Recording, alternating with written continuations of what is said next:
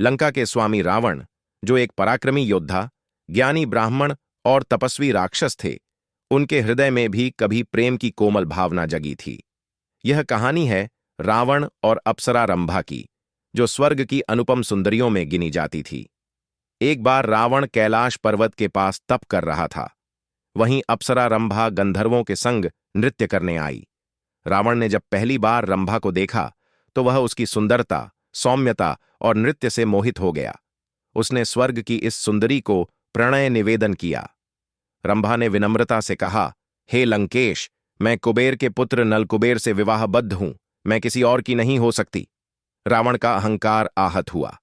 वह प्रेम से क्रोधित हो उठा और अपनी शक्ति के बल पर रंभा का अपहरण कर लिया।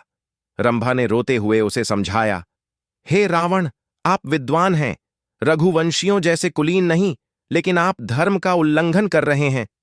रावण का दिल भीतर से टूटा था। वह प्रेम में अस्वीकार किए जाने की पीड़ा को अपमान समझ बैठा। उसने कहा, अगर मेरी प्रेम भावना का तिरस्कार होगा तो इसका उत्तर क्रोध में ही मिलेगा। लेकिन रंभा ने उसे श्राप दिया, जैसे आपने एक स्त्री की मर्यादा भंग की, एक दिन इसी अपराध से आपका सर्वनाश होगा। रावण रंभा को स्वर्ग छोड़ आया, लेकिन नलकुबेर को जब यह घटना पता चली तो उसने भी रावण को श्राप दिया, यदि तू अब किसी स्त्री को उसकी इच्छा के विरुद्ध स्पर्श करेगा तो तेरा मस्तक फट जाएगा। यही श्राप सीता हरण के समय रावण को याद रहा, इसीलिए उसने सीता को कभी बलपूर्वक छुआ नहीं। समय बीत गया। रावण का क्रोध और अपमान उसके अंदर एक ज्वाला बनकर सुलगता रहा।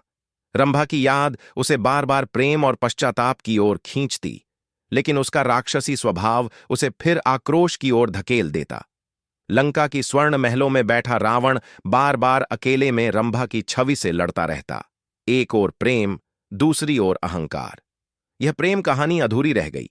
रंभा स्वर्ग लौट गई और रावण अपने कर्मों के कारण राम के हाथों मारा गया। संकेत: यह कथा दर्शाती है कि प्रेम जब अहंकार से मिल जाए तो वह विनाश का कारण बन जाता है।